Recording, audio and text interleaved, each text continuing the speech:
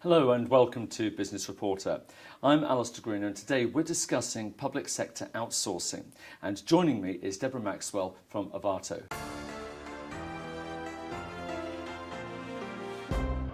Good morning. Hi, Alistair. Now, the pressure on public bodies to provide quality services with less and less resources seems to be greater than ever. What challenges does this create? I think there's three key things. The first one is that invariably it's being caught between a rock and a hard place. There are decisions that need to be made, and often they're difficult ones. And they are combined with things like additional challenges coming from central government, like welfare reform, and also a bigger demand and a bigger drive towards moving to more online services. So effectively, something has to be done in order to save resources, deliver services, and make sure that there's not a degradation of quality. So how can public bodies maintain quality?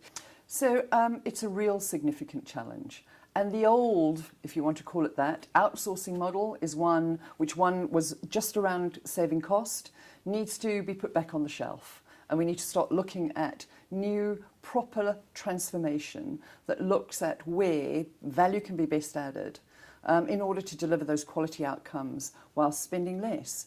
And private sector organisations have worked with, over many significant years, working in very, very complex environments, whether that be in the private or the public sector, and they can bring that learning into the public sector to try and help them make that big step. So is technology the answer, and if so, what role does it play? I think that's a common misconception, actually. Quite often people refer to outsourcing projects as purely IT projects. The reality, in Arvato's perception anyway, is completely different. Perhaps if I give you an example. We are partnering with central government on an independent shared services project, which is part of their next generation shared services strategy, delivering a technology platform, effectively, that is enabling multiple agencies to join and work off a single platform. But that's only part of the story. The technology is purely the enabler in this project. Arvato have been doing significant work at looking at the culture of the organisation and how can we make sure that it's focusing on delivering the outcomes in the contract. The second thing is around the processes, some that have often been in place and are embedded in the organisation's DNA almost for a long period of time. Can we make them better? Can we improve them? How do we train the people on the ground to make sure that they're working differently? And then the final one is the people themselves. How do we make sure that we can enthuse, listen to the ideas of, and get the people in the organisation thinking in a different way to deliver the major transformation that's needed there? Technology being purely the enabler. So looking at people, culture and processes, that sounds like it's a change of attitude. So do you have to get a whole new generation of people in, or are you training or retraining the people who are there already? From our perspective, it is entirely possible, and we have many approaches to this, things like Lean Six Sigma, process remapping, taking ideas from people in the public sector. Quite often their voices haven't been heard and they often know what the right thing is to do. But it requires a real change in culture and a real different way of thinking about things. Retraining, re-approaching problems and completely turning the way that things are done on their head in order to get the best outcomes. So you mentioned Arvato there, so let's talk a little bit more about Arvato and say that I'm a public body, I sign up with you. What changes will I see and what will you help me achieve?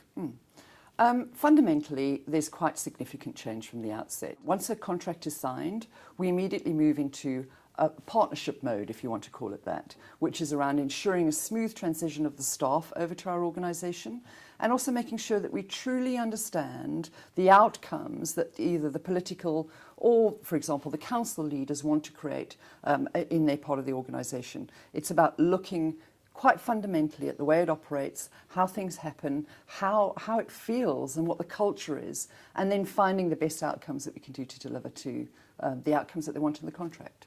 But why should organisations trust you? What do you do to gain that trust? I think Arvato are very clear about our ethos, particularly as we're working in the public sector. It's really important to us. We don't go after every deal. We make sure that the deals that we go after or the partnerships that we create are ones that we feel that we can truly add value to. And that's really, really critical to us. And it's led us to have a really good reputation in the marketplace as a trusted partner. We've worked in the UK and the public sector for about 10 years and more widely globally for about 50 years. And we have long-term relationships up to 15 years, for example, with Microsoft, where we process a good 90% of their global revenues.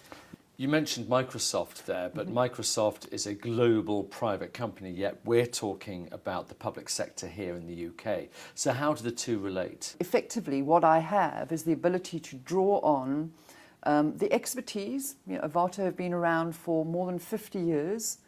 We work with very complex clients like Microsoft, who have complex environments with really, really challenging outcomes that they need to achieve.